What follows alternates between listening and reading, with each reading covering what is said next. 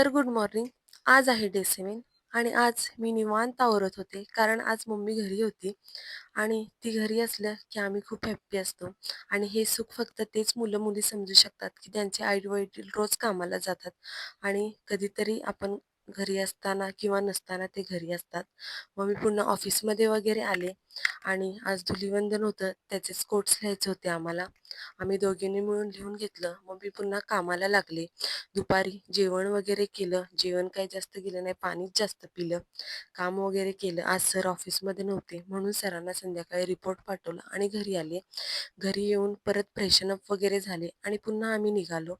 मम्मीला आमच्या बरं नव्हतं आज, त्यामुळे तिला घेऊन हॉस्पिटलमध्ये गेले आणि घरी काही स्वयंपाकच केला नाही, त्यामुळे बाहेरच खाऊन आम्ही आलो.